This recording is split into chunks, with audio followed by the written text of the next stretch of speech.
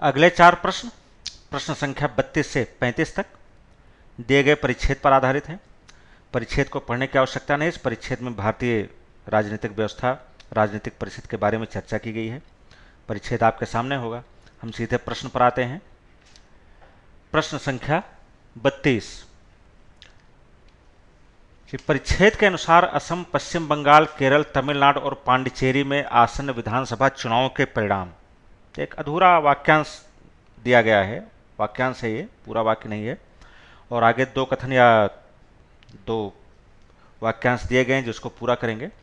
पहला, इस तथ्य को रेखांकित करते हैं कि विभिन्न राज्यों में उदीयमान सामाजिक प्रवृत्तियां केंद्र में गठबंधन राजनीति का युग लाई हैं। दूसरा, राज्य की राजनीति का अपेक्षाकृत अधिक निकट से विश्लेषण करने की आवश्यकता पर बल देते हैं।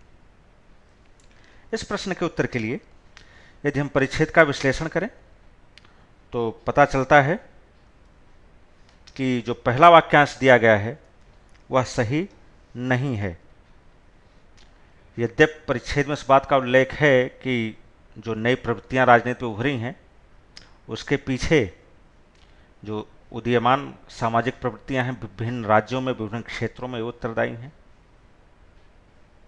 किंतु इन 5 राज्यों के विधानसभा चुनाव गठबंधन का नया युग ला रहे हैं या विभिन्न उदीयमान सामाजिक प्रवृत्तियों को स्पष्ट करते हैं, ऐसा कोई उल्लेख परिच्छेद में नहीं है।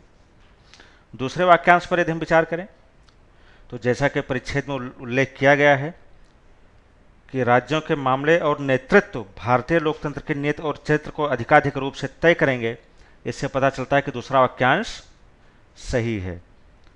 तो चूंकि दूसरा वाक्यांश सही है इसलिए प्रश्न का सही उत्तर विकल्प बी है, केवल 2।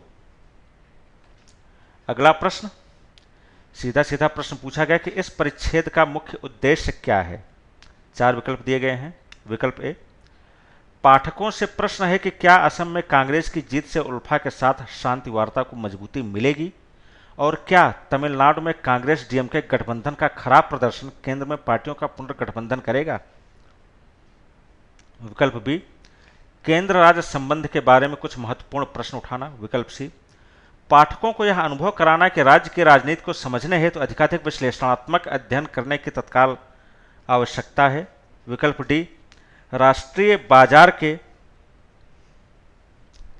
एकीकरण के महत्व को सिद्ध करना।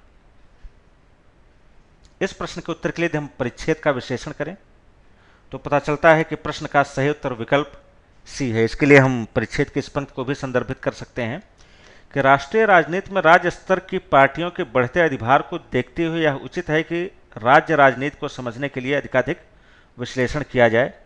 यह स्पष्टता कहा जाए कि केंद्र की राजनीति और राष्ट्रीय मुद्दों से कहीं अधिक राज्यों के मामले और नेतृत्व भारतीय लोकतंत्र की नीति और चरित्र को अधिकाधिक रूप से तय करेंगे। इससे पता चलता है कि प्रश्न का सही उत्तर विकल्प सी है। अगला प्रश्न, प्रश्न संख्या 34 कि परिच्छेद के अनुसार भारतीय स्वतंत्रता के प्रारंभिक वर्षों में राज्य स्तर की पार्टियों की भूमिका थी। ये वाक्यांश है प्रश्न के रूप में और आगे विकल्पों में 4 वाक्यांश दिए गए हैं 4 विकल्पों में और आपको बताना है कि सही विकल्प कौन सा है। विकल्प ए, उपेक्षित। विकल्प बी, महत्वपूर्ण।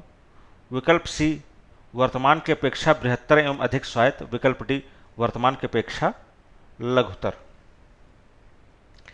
इस प्रश्न के उत्तर के लिए यदि हम परिच्छेद का विश्लेषण करें तो पता चलता है कि विकल्प ए गलत है, क्योंकि परिच्छेद के अनुसार एकल पार्टी के प्रभुत्व के पतन का प्रमाण न्यूनाधिक रूप से 1967 ईस्वी से मिलने लगा।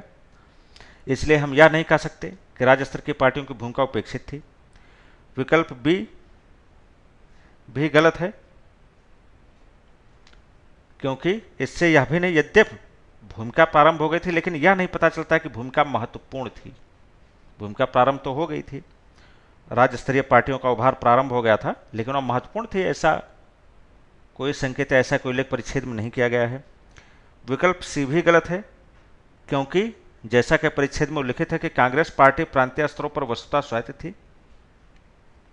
यद्यपि इससे यह पता नहीं चलता है कि राज्य स्तर पर पार्टियों की भूमिका अपेक्षाकृत बृहत्तर एवं अधिक स्वायत्त थी।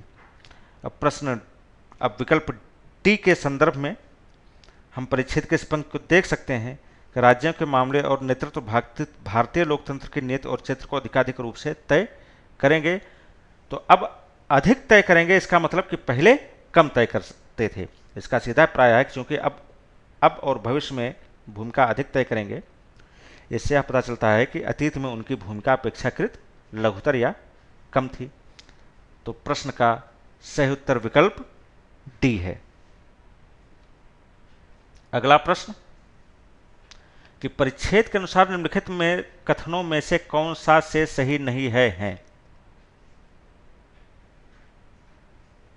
4 विकल्प दिए गए हैं। विकल्प ए, राज्यों के चुनावों के प्रभाव राष्ट्रीय योजनाओं पर पड़ सकते हैं। विकल्प बी, राष्ट्रीय बाजार के एकीकरण का एक अनिवार्य परिणाम शक्ति का विकेंद्रीकरण है। विकल्प सी, असम, पश्चिम बंगाल, तमिलनाडु और पांडिचेरी के राज्य विधानसभाओं के चुनावों के परिणाम शीघ्र अपेक्षित हैं। विकल्प डी, कुछ लोग राज्यों के परिप्रेक्ष्य में भारतीय लोकतंत्र का विश्लेषण करने में असफल रहे हैं। प्रश्न का वाक्य पुनः एक बार इसको सही कर लें कि परिच्छेद के अनुसार निम्नलिखित कथनों में से कौन सा कथन सही नहीं है। ये गलती हो गई है प्रिंटिंग की, इसको कृपया सही कर लें कि परिच्छेद के अनुसार निम्नलिखित कथनों में से कौन सा कथन सही नहीं है। और इस प्रश्न के उत्तर के लिए यदि हम परिच्छेद पर विचार करें तो पता चलता है कि प्रश्न का सही उत्तर विकल्प सी है।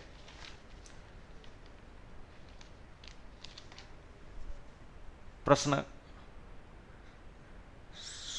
वाक्य को एक बार पुनः ध्यान में रखें कि परिच्छेद के अनुसार निम्नलिखित कथनों में से कौन सा कथन सही नहीं है।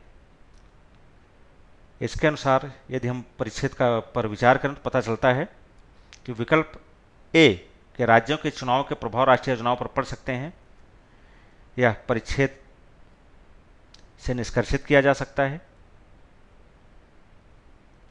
विकल्प बी भी निष्कर्षित किया जा सकता है। विकल्प डी कि कुछ लोग राज्यों के परिप्रेक्ष्य में भारतीय लोकतंत्र का विश्लेषण करने में असफल रहे हैं, यह इस परिच्छेद की पहली ही पंक्ति है, उससे निष्कर्षित किया जा सकता है। तो असम, पश्चिम बंगाल, तमिलनाडु और पांडिचेरी के राज्य विधानसभाओं के चुनाव के परिणाम शीघ्र अपेक्षित हैं, ऐसा कोई उल्लेख इस परिच्छेद में नहीं किया गया है कि चुनाव परिणाम शीघ्र अपेक्षित हैं या विलंब से अपेक्षित हैं, या अपेक्षित हैं या नहीं है, ऐसा कोई उल्लेख नहीं किया गया। केवल यह बताया गया कि उनके परिणामों से, इन राज्यों के चुनाव का जो परिणाम होगा उससे भारतीय राजनीति की दिशा तय होगी। तो प्रश्न का सही उत्तर विकल्प सी है।